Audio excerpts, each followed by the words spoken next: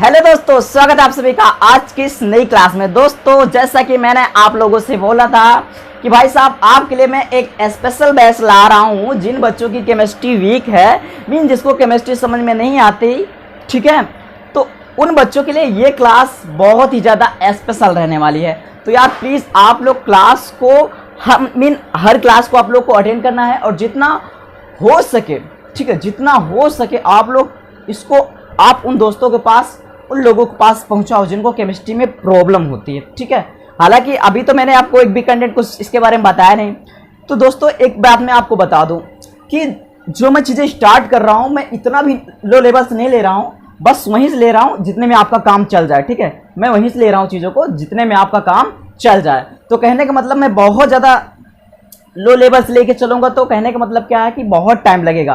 तो ऐसे में क्या होगा, हमको टाइम को भी ध्यान में रखते हुए चीज़ों को लेके आगे बढ़ना है। और देखो मैं बता दूं, जो भी आपकी क्लासेस चल रही हैं हेलोल्केन और हेलोरिन्स वाली, वो चलती रहेंगी, उसकी कोई दिक्कत नहीं है। ये अलग से क्लास है आपकी, ठीक है। और ये मैं सोच रहा हूँ कि इसमें आपको कुछ चीज़ें बताने के बाद जो है आपका आईपीएससी वगैरह एकदम सॉलिड कर दूँ, ठीक है, बिल्कुल एकदम आईपीएससी जब आपका बिल्कुल सॉलिड हो जाएगा, हर तरीके से किसी भी लेवल का आईपीएससी हो आप उसको कर सकोगे, तो आपके अंदर जो कॉन्फिडेंस बिल्डअप होगा भाई साहब, मजा आ जाएगा। मतलब आपको फिर वहां केमिस्ट्री से प्यार हो जाएगा। रियली बता रहा हूँ, केमिस्ट्री से आपको प्यार हो जाएगा। लेकिन यहाँ आपको पेशेंस रखना पड़ेगा भाई साहब। देखो मैं यहाँ कुछ चीजें बताऊंगा, आपको वो चीजें तो पता होगी क्योंकि आप शुरू से पढ़ते आ रहे हो, लेकिन थोड़ी बहुत चीजें आपको नहीं भी मिल सकती, इसलिए काफी चीजें आपको नहीं मिलेंगी, ठीक है, काफी चीजें आपको नहीं मिलेंगी, इसलिए क्लास को पूरा देखिएगा बिना स्किप किए हुए, ठीक है। मैं बोल रहा हूं आपको भाई साहब, आप यकीन कीजिए अभी मैं बेसिक लेवल ही लेके चल रहा हूं, और इसी बेसिक लेवल में, इसी स्पेशल बैच में मैं क्या करूंगा, एडवांस लेवल भी चलूंगा, ठीक है, एडवांस तक चलूंगा भाई साहब, एडवांस तक चलूंगा। मैं आपको वो हर चीज बताऊंगा जो केमिस्ट्री में आपको समझ में नहीं आती, ठीक है। चलो तो फिर हम अब ज्यादा इधर उधर की बात ना करें भाई साहब, और क्लास को कर दें शुरू, क्योंकि आप लोग भी कह रहे हो अरे यार शुरू करो का बिना मतलब का। अरे भाई साहब चलो आपकी बात मान लेते हैं। तो देखो सबसे पहले मैं आज बात करूंगा कि जो हमारे तत्व होते हैं, आप सब लोगों ने यार इतना तो नाम सुना होगा ना एलिमेंट्स के बारे में, तत्वों के बारे में, ठीक है, एलिमेंट्स के बारे में आप लोगों ने सुना होगा। अब भाई साहब आपके दिमाग में अरे तो तत्वों के बारे में बताने जा रहे हैं, नहीं भाई साहब, हाँ मैं तत्वों के बारे में नहीं बताने जा रहा हूँ, क्योंकि आपको तत्वों के बारे में पता है, तत्व क्या होते हैं, यौगिक क्या होते हैं, ये सब अगर मैं पढ़ाया तो फिर बहुत टाइम लगेगा। अभी समझो, आपने एक बात सुना होगा परमाणु क्रमांक के बारे में, ठीक है, परमाणु क्रमांक आपने चीज सुना है ना, परमाणु क्रमांक मीन एटॉमिक नंबर। आपने ऐसा कुछ सुना होगा भाई साहब कि जैसे कोई भी तत्व होता है तो उसका परमाणु क्रमांक कितना है, इसका परमाणु क्रमांक कितना है, इसका परमाणु क्रमांक कितना है। तो ये परमाणु क्रमांक होता क्या है, जैसे बहुत सारा ऑफलाइन बच्चे पढ़ते हैं तो उनसे अगर कभी पूछो ना तो मतलब वो इस बात में बिल्कुल उनको सस्पेंस रहता है, ये परमाणु क्रमांक होता क्या है भाई साहब। वो तो आपका ऐसे लिखा होता है, हाइड्रोजन का 1 है ना, हीलियम का 2, लिथियम का 3, बेरिलियम का 4, बोरान का 5, ऐसे करके, कार्बन का 6, ऐसे करके लिखा होता है। तो कहने का मतलब ये क्या है, क्रम होता है हमारा, ये क्रम होता है। लेकिन भाई साहब इनको एक सीक्वेंस में क्यों रखा गया है भाई साहब, हम बोरान को पहले क्यों नहीं रख दिए, बोरान फिर लिथियम फिर हीलियम फिर बेरिलियम फिर सोडियम तब नियान, ऐसा करके बहुत सारा कुछ, मतलब हम सीक्वेंस क्यों चेंज नहीं कर सकते, ये समझना है आपको। हम सीक्वेंस को चेंज क्यों नहीं कर सकते, ये चीज आपको समझना है भाई साहब, ठीक है। तो मैं बात करूंगा परमाणु क्रमांक के बारे में। तो परमाणु क्रमांक क्या होता है, आप इस चीज को समझो। तो किसी भी तत्व के परमाणु नाभिक में, ध्यान समझिएगा, किसी भी तत्व के परमाणु नाभिक में उपस्थित प्रोटॉन की संख्या को उस तत्व का परमाणु क्रमांक कहते हैं। मतलब कोई भी तत्व है हमारा तो उसके जो परमाणु नाभिक में, मीन उसका जो नाभिक होता है, नाभिक क्या होता है भाई साहब सुन लो, नाभिक क्या होता है, नाभिक क्या होता है, मीन न्यूक्लियस। इसको सुन लो, न्यूक्लियस मतलब परमाणु का एक ऐसा भाग होता है जिसमें आपका प्रोटॉन और न्यूट्रॉन उपस्थित रहते हैं। परमाणु का ऐसा भाग जिसमें क्या होता है, प्रोटॉन और न्यूट्रॉन उपस्थित रहते हैं, उसे हम क्या कहते हैं, न्यूक्लियस मीन नाभिक। बातें समझ में आई। तो अब आपको क्या समझना है कि परमाणु के नाभिक में उपस्थित, ठीक है, परमाणु के नाभिक में उपस्थित प्रोटॉनों की संख्या को क्या कहते हैं, उस तत्व का परमाणु क्रमांक कहते हैं। तो आपका नाभिक है, ये क्या भाई साहब, ये नाभिक है। तो नाभिक में ध्यान दीजिएगा जरा, नाभिक में क्या होता है आपका, प्रोटॉन और न्यूट्रॉन होता है। अब आप सबको पता है यार कि इलेक्ट्रॉन क्या करते हैं, चक्कर लगाते हैं, ये बातें तो आपको पता है। तो हमें अभी क्या फोकस करना है, हमें अभी यही बात फोकस करना है कि परमाणु क्रमांक होता क्या है। तो परमाणु क्रमांक ये होता है कि कोई जो भी आपका तत्व होता है उसके परमाणु नाभिक में जितना प्रोटॉन होता है वही उसका क्या होता है, परमाणु क्रमांक होता है। मतलब अगर हाइड्रोजन का परमाणु क्रमांक 1 है बॉस, तो इसका मतलब है कि उसके नाभिक में कितने प्रोटॉन है, हाइड्रोजन के नाभिक में कितने प्रोटॉन है भाई साहब, एक ही प्रोटॉन है। कितने प्रोटॉन है, एक प्रोटॉन है। अगर हीलियम का परमाणु क्रमांक 2 है तो इसका मतलब क्या है कि उसके नाभिक में कितने प्रोटॉन है, 2 प्रोटॉन है। चलो ये बातें आपने समझ लिया। अब आपसे सुनो, बात को समझिएगा जरा। अब यही बात आप इस तरीके से भी घुमा सकते हो ना कि अगर किसी तत्व के परमाणु नाभिक में प्रोटॉन की संख्या 10 है, प्रोटॉन की संख्या कितनी है, 10 है, तो उसका परमाणु क्रमांक कितना होगा, उसका परमाणु क्रमांक कितना होगा, तो उसका परमाणु क्रमांक भी कितना होगा भाई साहब, 10 ही तो होगा। कितना होगा, 10 ही तो होगा। चलो अब इसका मतलब अब आप क्या लिख सकते हो, सुनिएगा जरा बात को, ठीक है। किसी तत्व के परमाणु नाभिक में उपस्थित प्रोटॉन की संख्या को उस तत्व का परमाणु क्रमांक कहते हैं, परमाणु क्रमांक कहते हैं, ठीक है। इसकी एक क्लास मैंने और ली है, आप लोगों ने अगर नहीं देखा तो उस क्लास को आप देख सकते हैं, नहीं भी देखेंगे तो उसको देख लीजिए, कोई दिक्कत वाली बात नहीं है। अब भाई साहब जो हमारा एटॉमिक नंबर होता है, परमाणु क्रमांक होता है, उसको हम किससे डिनोट करते हैं, जेड से। किससे डिनोट करते हैं, जेड से। मतलब कि अगर नाभिक में जितना प्रोटॉन होगा वो इसका परमाणु क्रमांक होगा। इसका मतलब हम जेड बराबर पी लिख सकते हैं। इसका मतलब परमाणु क्रमांक बराबर हम क्या लिख सकते हैं, परमाणु क्रमांक बराबर हम क्या लिख सकते हैं, परमाणु क्रमांक बराबर लिख सकते हैं प्रोटॉन की संख्या। क्या लिख सकते हैं, प्रोटॉन की संख्या। लिख सकते हैं कि नहीं लिख सकते भाई साहब, लिख सकते कि नहीं लिख सकते, ठीक है, लिख सकते हैं ना। चलो आगे बढ़ते हैं। देखो अभी ये चीज़ें आपको इतना तो पता ही है, इतना तो आप लोग को पता ही है, बट अभी देखते रहिए कुछ चीज़ें आपको नई भी मिलेंगी, ठीक है। अभी देखो मैंने बोला ना कि एक ही क्लास में यार मैं सब कुछ नहीं करवा सकता भाई, लेकिन मैं सब कुछ करवा दूंगा, इतनी बात इस बात की मैं गारंटी ले रहा हूँ, मैं सब कुछ करवाऊंगा, लेकिन एक ही क्लास में ये पॉसिबल नहीं हो सकता भाई साहब। मैं 12 घंटे की क्लास ले लूँ या फिर 24, कैसे, मतलब आप लोग भी नहीं देखोगे ना यार, तो फिर इसलिए छोटी छोटी क्लासेस होंगी और आप लोग उस टॉपिक को कवर करते हुए चलेगा। चलो तो यहाँ पर अब एक चीज़ समझिएगा, तो जो हमारा परमाणु क्रमांक होता है, मीन एटॉमिक नंबर जो होता है उसको किससे हम डिफाइन करते हैं, जेड से। और नंबर ऑफ प्रोटॉन को किससे डिफाइन करते हैं, नंबर ऑफ प्रोटॉन को किससे डिफाइन करते हैं बॉस, पी से, ठीक है। तो हमने अभी क्या देखा, जेड इक्वल पी। बट एक चीज़ ध्यान दीजिएगा, अब यहाँ समझो। अब जो हमारा नाभिक होता है, नाभिक में क्या होता है, प्रोटॉन रहता है और न्यूट्रॉन रहता है। इलेक्ट्रॉन क्या करता है, चक्कर लगाता है। ये बातें तो आप सबको बहुत अच्छे से पता है, अभी से नहीं बहुत पहले से पता है ना। इलेक्ट्रॉन क्या करते हैं, चक्कर लगाते हैं। हमारी कक्षाएं क्या होती हैं, के, एल, एम और एन, और भी बढ़ेंगे तो वो हो जाएगा। तो कहने का मतलब क्या है कि जो ये हमारी कक्षाएं होती हैं, जो सेल्स होते हैं, इसमें क्या होते हैं, इलेक्ट्रॉन क्या करते हैं, चक्कर लगाते हैं। तो अब यहाँ पर एक बात मैं आपको बता रहा हूँ, प्रोटॉन की संख्या और इलेक्ट्रॉन की संख्या और परमाणु क्रमांक में एक रिलेशन बता रहा हूँ, उस चीज़ को आप ध्यान समझिएगा। भाई साहब एक चीज़ जानो कि किसी भी परमाणु में, ठीक है, किसी भी परमाणु में मतलब उसके नाभिक में जितना प्रोटॉन रहता है उसका परमाणु क्रमांक तो उतना होता ही है। प्लस में एक चीज़ ध्यान देना, अगर आप जो परमाणु होता है, ध्यान समझिएगा, परमाणु हमेशा क्या होता है भाई साहब, परमाणु हमेशा क्या होता है, उदासीन होता है। इस बात को आप अच्छे से समझिएगा। परमाणु क्या होता है, उदासीन होता है, मतलब न्यूट्रल होता है आपका, ठीक है। परमाणु जो आपका होता है कैसा होता है, न्यूट्रल होता है, उदासीन होता है, मतलब इसके ऊपर कोई चार्ज नहीं होता। समझे बात को, क्या होता है, कोई चार्ज नहीं होता। समझिएगा बात को। जैसे मान लो अभी लिख दिया मैंने, मान लो सोडियम, क्या लिख दिया मैंने, सोडियम। तो अभी क्या है, ये सोडियम परमाणु है। क्या है ये, सोडियम परमाणु। तो इसका मतलब क्या है कि जो परमाणु होता है, जो सोडियम परमाणु है, इसके नाभिक में अगर मैं पूछूं प्रोटॉन कितना है, तो भाई सिंपल सी बात है, आपको पता है कि इसका एटॉमिक नंबर कितना होता है, 11 होता है, या 11 होता है परमाणु क्रमांक। इसकी वजह से आप बोलोगे इसमें इसके प्रोटॉन की संख्या 11 होती है, या फिर इसके नाभिक में प्रोटॉन की संख्या 11 होती है, इसलिए बोलोगे इसका परमाणु क्रमांक 11 होता है। बात तो वही हुई ना।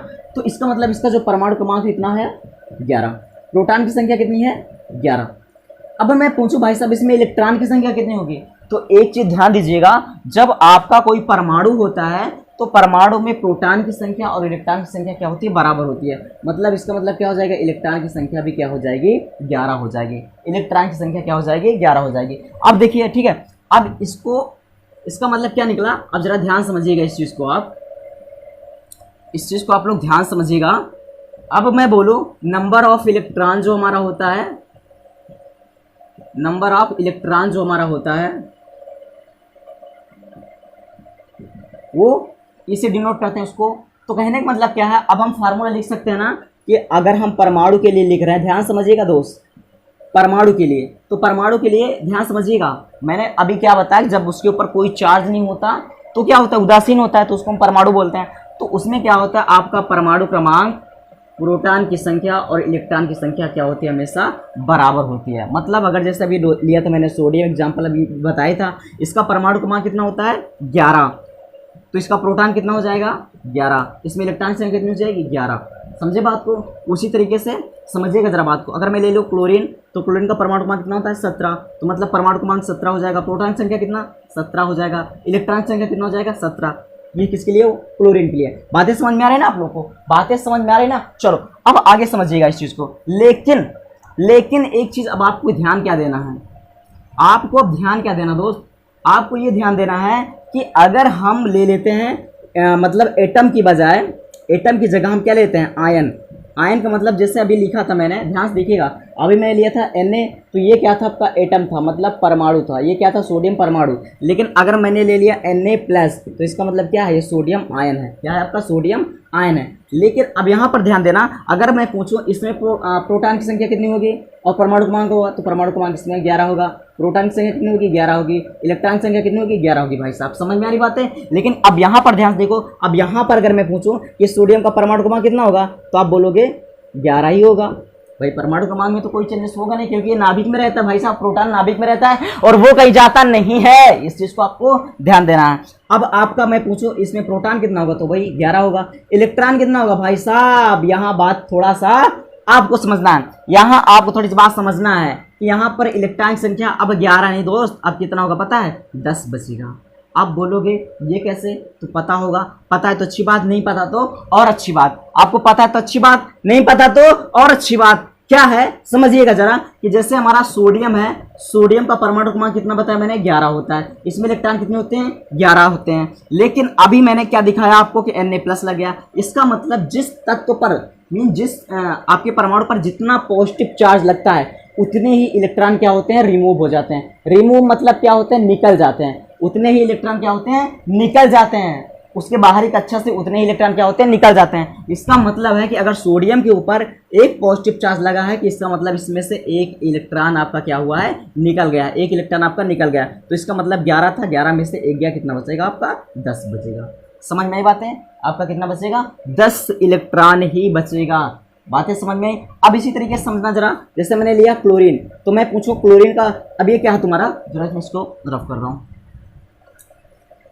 अब यही पॉइंट आप यहां समझना, यहां मैंने Cl नेगेटिव, तो इसको क्या बोलोगे, क्लोरीन आयन, और मैंने यहाँ Cl लिया तो इसका मतलब क्लोरीन परमाणु हो गया, क्लोरीन एटम। तो इसमें आपका Z कितना होगा 17 ही होगा, प्रोटॉन की संख्या कितना 17, इलेक्ट्रॉन की कितना होगा 17 ही होगा बस। लेकिन यहाँ पर आपका परमाणु क्रमांक 17 ही होगा, प्रोटॉन की संख्या 17 ही होगी, लेकिन इलेक्ट्रॉन की संख्या भाई साहब जिस तरीके से मैंने वहाँ बताया था, जितना पॉजिटिव चार्ज लगता है उतना ही क्या होता है, आपका इलेक्ट्रॉन कम हो जाता है। उसी तरीके से यहाँ आपको समझना है कि जितना नेगेटिव चार्ज लगता है उतना इलेक्ट्रॉन बढ़ जाता है। मतलब अगर इस पे एक नेगेटिव चार्ज लगा है तो इसका क्या हो जाएगा 17 और एक कितना हो जाएगा 18 हो जाएगा। ये सब भी मैं बताऊंगा, ये सब भी आपको समझना है कि क्यों ये बढ़ता है क्यों घटता है, एकदम बढ़िया वाला रीजन, ठीक है, एकदम बढ़िया वाला रीजन मैं आपको बताऊंगा। समझे बात को? तो अभी आप मुद्दे को समझो, ठीक है, उलझो मत, ठीक है। उलझना नहीं भाई साहब, उलझ गए तो सारा खेला गड़बड़ हो जाएगा। उलझना नहीं है। कोई बातें आपको समझ में ना आए तो कमेंट करके बता देना भाई साहब, अगली क्लास में उसको हम कवर कर लेंगे, ठीक है। लेकिन उलझना बिल्कुल नहीं है। चलो आगे बढ़ते हैं भाई साहब। अगर मैं इसी पॉइंट को लेता रहा, क्लास बड़ी लंबी, चलो ठीक है कोई बात नहीं, जितनी लंबी होती है होने दो, कोई दिक्कत नहीं। अब मैं बात करूंगा भाई साहब। अब मैं चिल्ला रहा था नाभिक नाभिक, ये नाभिक क्या होता है यार, ये भी पता है आप लोग को, लेकिन फिर भी चलो मैं बता दे रहा हूँ आपको। नाभिक क्या होता है? नाभिक में न्यूक्लियस। तो भाई साहब आपने क्या देखा, परमाणु का ऐसा भाग, परमाणु का ऐसा भाग जिसमें प्रोटॉन और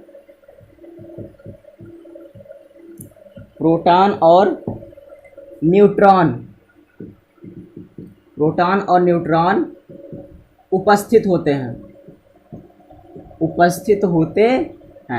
और एक चीज़ ध्यान दीजिएगा, जो आपका नाभिक होता है वो हमेशा क्या होता है, धनावेशित होता है। क्या होता है? धनावेशित होता है। मैं बता रहा हूँ क्यों होता है, कैसे होता है। देखो मैंने क्या बताया कि परमाणु का ऐसा भाग जिसमें प्रोटॉन और न्यूट्रॉन उपस्थित होते हैं उसे क्या कहते हैं, नाभिक कहते हैं। तो मान लो ये हमारा क्या है, एक ऐसा पार्ट है परमाणु का जिसमें क्या है, प्रोटॉन है और क्या भाई साहब इसमें न्यूट्रॉन है। अब एक चीज़ ध्यान दीजिएगा, अभी जस्ट एक चीज़ आप लोग को यार इतना तो पता है ना, प्रोटॉन जो होता है आवेश के चार्ज में क्या होता है, पॉजिटिव होता है, और इलेक्ट्रॉन कैसा होता है, नेगेटिव होता है। लेकिन जो न्यूट्रॉन होता है वो चार्जलेस होता है, उसके ऊपर कोई चार्ज होता ही नहीं है, उसके ऊपर कोई आवेश नहीं होता, कोई चार्ज नहीं होता। तो इसका मतलब क्या है, ये पॉजिटिव है, अगर प्रोटॉन तुम्हारा पॉजिटिव होता है, ये तो न्यूट्रल है, ये लुल है, हाँ, इसका कोई चार्ज होता नहीं। तो जाहिर सी बात है तुम्हारा पूरा पूरा पूरा पूरा किस पर डिपेंड कर रहा है, चार्ज के मामले में प्रोटॉन पर डिपेंड कर रहा है। इसका मतलब आपका जो नाभिक होगा वो कैसा होगा, धनावेशित होगा। ये वाला पॉइंट आपको समझ में आया। अब आप सबको पता है यार किसके चारों ओर क्या करते हैं, इलेक्ट्रॉन क्या करते हैं, चक्कर लगाते हैं। इसके चारों ओर क्या करते हैं, इलेक्ट्रॉन चक्कर लगाते हैं। ये बातें तो आपको पता ही है, ठीक है। ये बातें तो आपको बहुत पहले से पता है भाई साहब, अभी से नहीं, ये बातें आप लोग को तो बहुत पहले से ही पता है। एक मिनट रुकिएगा।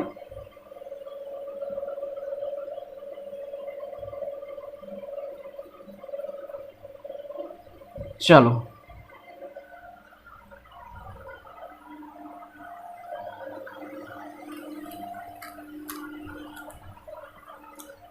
अब थोड़ा सा आगे बढ़ते भाई साहब। हाँ, अब एक चीज़ ध्यान दीजिएगा, यहाँ पर आपको क्या समझना है, ये आपकी जो कक्षाएं होती है के एल एम और बाकी और भी होती है, क्या होता है एन और भी बढ़ेगा तो ओ, इस तरीके से जैसे जैसे हमारे इलेक्ट्रॉन बढ़ते हैं वैसे वैसे ये हमारी सेल्स क्या होती है, कक्षाएं बढ़ती हैं। या फिर इनको हम क्या 1 2 3 4 के नाम से भी जानते हैं। मतलब ये एन बराबर या क्या होता है, 1 2 3 4 इस तरीके से हम लिखते हैं। इसको हम क्या बोलते हैं, इन संख्याओं को मुख्य ऊर्जा स्तर भी बोलते हैं। क्या बोलते हैं इनको, मुख्य ऊर्जा स्तर भी बोला जाता है। चलो इतनी बातें आपको समझ में आ गई, इतनी बातें आपको समझ में आ गई ना। चलो अब आगे बढ़ते हैं, आगे बढ़ते भाई साहब। अब देखिए एक बात समझिएगा, आपको एक चीज पता होना चाहिए, द्रव्यमान संख्या, द्रव्यमान संख्या, ठीक है, मास नंबर। द्रव्यमान संख्या, परमाणु भार, थोड़ा सा अंतर होता है, एक चीज समझना। जैसे बहुत सारे लोग बोलते भी है ना कि परमाणु क्रमांक और द्रव्यमान संख्या, सॉरी परमाणु भार और द्रव्यमान संख्या बिल्कुल एक ही चीज होती है। यार एक ही चीज तो होता है, लेकिन थोड़ा सा उसमें अंतर भी होता है, ठीक है। उसमें क्या होता है, अंतर भी होता है, ठीक है। चलो अब अगर आपको अंतर नहीं पता तो आप कमेंट करना, मैं बताऊंगा भाई साहब। और आपको अगर पता है तो आप कमेंट करके बताना। चलो मैं आप ही लोग से पूछ रहा हूँ कि द्रव्यमान संख्या और परमाणु भार में क्या अंतर है, थोड़ा सा जो अंतर है उसको आप लोग को एक्सप्लेन करके बताना है, ठीक है। चलो अब यहाँ पर द्रव्यमान संख्या की बात करो तो सीधी सी बात है, द्रव्यमान संख्या को भाई साहब, द्रव्यमान संख्या का मतलब होता है किसी परमाणु के नाभिक में उपस्थित प्रोटॉन और न्यूट्रॉन की संख्याओं के योग को क्या कहते हैं, द्रव्यमान संख्या। द्रव्यमान संख्या को ए से दर्शाते हैं, तो आपका क्या हो जाएगा, मैंने क्या बोला, द्रव्यमान संख्या।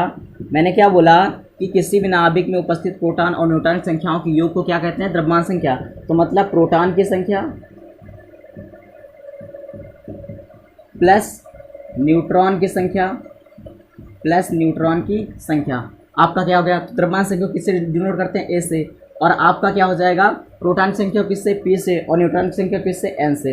तो आपका एक फार्मूला बन गया ए बराबर पी प्लस एन। क्या हो गया, ए बराबर पी प्लस एन। और देखो दोस्तों एक चीज़ समझना है, जो हम किसी भी एलिमेंट को संख्या द्वारा जब हम लिखते हैं तो किस तरीके से उसको लिखते हैं, हमेशा ये हमारा मान लो हो जाएगा तत्व, और ये उसका क्या हो जाएगा, द्रव्यमान संख्या, और ये उसका हो जाएगा परमाणु क्रमांक। तो ये आप किसका, ये तत्व का प्रतीक है, ये आपका क्या है, द्रव्यमान द्रव्यमान संख्या, ये तत्व का क्या है, द्रव्यमान संख्या, और ये उसका क्या होता है, परमाणु क्रमांक।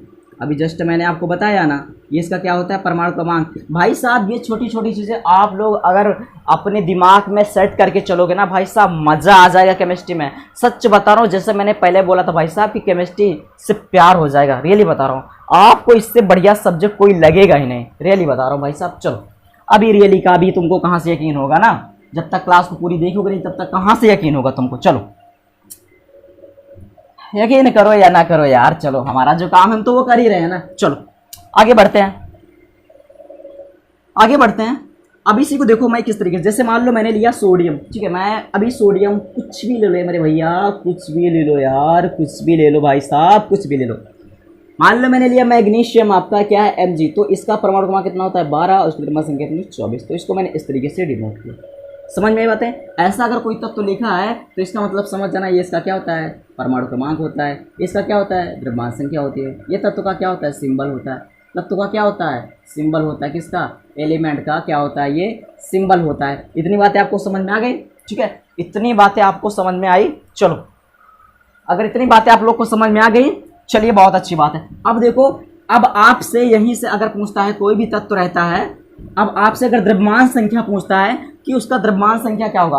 अच्छा एक चीज़ और है, बहुत सारे बच्चों को समझ यार, सर तो बोले थे यार, मतलब ऑर्गेनिक केमिस्ट्री का बैच स्टार्ट कर रहे हैं, ये क्या पढ़ा रहे हैं, ये क्या पढ़ा रहे हैं। भाई साहब आपको बेशक लग रहा होगा कि मैं क्या पढ़ा रहा हूं, लेकिन जब जरूरत पड़ेगी इलेक्ट्रॉनिक कन्फिगरेशन की, ध्यान सुनिएगा मेरी बात को, इलेक्ट्रॉनिक कन्फिगरेशन की जब जरूरत पड़ेगी, जब हम पूछेंगे इस तत्व के बाहरी कक्षा में आउटर मोस्ट शेल में इलेक्ट्रॉन की संख्या कितनी होगी और इसकी संयोजकता कितनी होगी, इसकी ऑक्सीकरण संख्या कितनी होगी, तो आप बिना एटॉमिक नंबर के कर सकते हो क्या, नहीं कर सकते हो। हालांकि बिना द्रव्यमान संख्या के तो कर सकते हो, लेकिन बिना परमाणु क्रमांक के नहीं कर सकते। तो भाई साहब उसके साथ सब कुछ सीखते चलो ना यार, उसके अड़ोसी पड़ोसी उनके बारे में जानते चलो ना भाई, वही बात होगी ना भाई साहब। अगर मैं नहीं बताऊंगा ये चीज़ें तो बस वही हाल होगा ना। जैसे अभी आपने क्या सीखा कि बकरी के बच्चे को मेमना कहते हैं, बकरी बच्चे को मेमना कहते हैं। अब फिर वही चीज़ थोड़ा सा क्वेश्चन घुमा दिया, तो मतलब अगर ऐसे पूछ लिया कि मेमने के मम्मी को क्या कहते हैं, तो आप बोलोगे ये तो पढ़ा ही नहीं। तो भाई साहब चीज़ों को समझते हुए चलो ना यार, वही तो बात हुई ना। चलो चलो क्लास की लेंथ को मैं ज़्यादा नहीं रखना चाहूँगा, बस 20 से 25 मिनट की क्लास रखूँगा। 20 से 25 मिनट के 20 क्लास को रखूँ तो ज़्यादा बेटर होगा मेरे ख्याल से, ठीक है। अब देखो दोस्तों, अगर द्रव्यमान संख्या निकालना है किसी भी तत्व का, तो उसके लिए आपको एक फार्मूला क्या अप्लाई करना होता है, ए बराबर पी प्लस एन, यही तो अप्लाई करना होता है दोस्तों, यही तो अप्लाई करना होता है ना। अगर मैं बोलूँ कोई तत्व है उसके नाभिक में जो प्रोटॉन की संख्या है, प्रोटॉन की संख्या भाई साहब वो कितना है 17 है, और न्यूट्रॉन की संख्या कितना है 18, तो उसकी द्रव्यमान संख्या बताओ, ए बराबर बताओ। तो कुछ नहीं करना, ए बराबर तुम्हें क्या करना है 17 प्लस 18 कर देना है, मतलब कितना आ जाएगा 35, ये उसकी द्रव्यमान संख्या हो जाएगी। अगर समझ में आई बात है। चलो अब इसी तरीके से अगर आपसे क्वेश्चन इस तरीके से पूछ सकता है कि कोई तत्व है जिसकी द्रव्यमान संख्या क्या है, जिसकी द्रव्यमान संख्या कितनी है 40 है, और उसके उसमें जो है उसका जो परमाणु क्रमांक है वो कितना है 18 है, परमाणु क्रमांक कितना है 18 है, तो उसका जो है वो न्यूट्रॉन की संख्या बताओ। तो भाई साहब फार्मूला होता है ए बराबर पी प्लस एन, ए बराबर पी प्लस एन, तो पी तो हमको पता ही नहीं है, तो भाई साहब जेड अगर इतना है तो पी भी तुम्हारा कितना हो जाएगा 18 हो जाएगा। तो एन निकालना है तो क्या हो जाएगा आपका ए माइनस पी हो जाएगा, तो आपका एन बराबर निकालना है तो ए कितना है आपका 40, पी कितना आपका 18, एन बराबर कितना आ जाएगा भाई साहब ये 22 आ जाएगा ना। आपका न्यूट्रॉन की संख्या कितनी आ गई 22 आ गई, क्लियर है। न्यूट्रॉन की संख्या कितनी आ गई भाई साहब 22 आ गई, क्लियर है। इतनी बातें आई होप आप लोग को समझ में आ गई होंगी। इसी तरीके से हर चीज़ को, चाहे न्यूट्रॉन की संख्या को, चाहे इलेक्ट्रॉन की संख्या को, चाहे प्रोटॉन की संख्या को हम इस तरीके से क्या कर सकते हैं, निकाल सकते हैं। अब चलो यहाँ पर आज की क्लास में हम लोगों ने सारी चीज़ें सीख लिया। देखो मैं सोच तो रहा हूँ और चीज़ें बता दूँ, बट क्लास बहुत ज़्यादा लंबी मैं नहीं रखना चाहता, बस मैंने बोला ना 20 से 25 मिनट की क्लास रखना चाहता हूँ, और आप लोग ताकि उस क्लास को पढ़े देख सको और उसकी नोट्स बना सको। देखो मैं ये नहीं बोल रहा, देखो अब एक चीज़ समझो, जो आपको पता है वो मत नोट कीजिए, जो आपको कुछ नया लगे उस चीज़ को आप लोग क्या कीजिएगा, नोट कर लीजिएगा। आप लोग को अगर एक चीज़ और है कि अगर आप लोग को नहीं पता कि नोट्स कैसे बनाएं तो आप लोग कमेंट कीजिएगा, नोट्स कैसे बनाएं आप लोग कमेंट कीजिएगा, मैं बताऊंगा, ठीक है, मैं बताऊंगा। चलो दोस्तों कल की क्लास में, ठीक है, कल की क्लास में मैं आप लोग को इससे रिलेटेड, ठीक है, परमाणु से रिलेटेड थोड़ी बहुत चीज़ें और बताऊंगा मैं आपको और बताऊंगा। उसके बाद, ठीक है, उसके बाद मैं आप लोग को इलेक्ट्रॉनिक विन्यास वगैरह करना सिखा दूंगा अच्छे से। उसके बाद फिर हम लोग आएंगे अच्छे से यूपीएससी की स्टडी करेंगे। यूपीएससी की स्टडी करने से पहले थोड़ा सा हम लोग रासायनिक आबंधन के बारे में अच्छे से स्टडी करेंगे, क्योंकि बहुत सारा बच्चा होता है ना, उनको ये नहीं पता होता है। यहाँ पर कभी जैसे लिखा CH3 सिंगल बॉन्ड CH2, तो अभी यहाँ क्या भाई साहब, यहाँ पर कुछ जोड़ दिया OH, तो यहाँ पर क्या होगा, अब ऐसे लगा, उनको पता ही नहीं। तो मतलब ये सब दिक्कत क्रिएट करती है। मतलब जो मेन चीज़ें हैं, जो वैलेंसी वगैरह, आपसीकरण संख्या वगैरह, ये सारी चीज़ें आपको मैं सब कुछ सिखाऊंगा भाई साहब। बोला ना मैंने, बेसिक क्लास में सब कुछ सिखाऊंगा। तो आज की क्लास को बस यहीं तक रखते हैं। ज़्यादा कुछ तो इसमें मैंने बताया नहीं, वही बताया जो आपको पता था। मुझे भी लगा कि इस क्लास में मैंने आपको वही बताया जो आपको पता था, और बताने मजबूरी थी, क्योंकि अब अगर स्टार्ट करना भाई साहब, अगर मुझे किसी भी चीज़ की काउंटिंग करना है तो मैं 10 से तो स्टार्ट करूंगा ना भाई साहब, 1 से ही तो स्टार्ट करूंगा ना। तो इसलिए मैंने आपको एटॉमिक नंबर से स्टार्ट किया। चलो, ये क्लास आपको जैसी तैसी लगी, अच्छी बात है। आपको अगर अच्छी लगी तो लाइक जरूर करना, ना अच्छी लगी तो डिसलाइक मारना। कैसे लगी जरूर बताना कमेंट करके, और अगली क्लास जरूर। भाई साहब एक बात बता दो, आप लोग क्लास को मिस मत करना, नहीं तो तुम जानो, तुम्हारा काम जानो भैया, हम तो बस पढ़ाते रहेंगे भाई साहब। चलो फिर मिलते हैं दोस्तों। क्लास को जितना हो सके शेयर कीजिएगा। चैनल पहली बार विजिट किया तो सब्सक्राइब करके बगल वाला घंटा भी दबा लीजिएगा। मिलते हैं अगली क्लास में, तब तक के लिए bye bye, take care, thank you.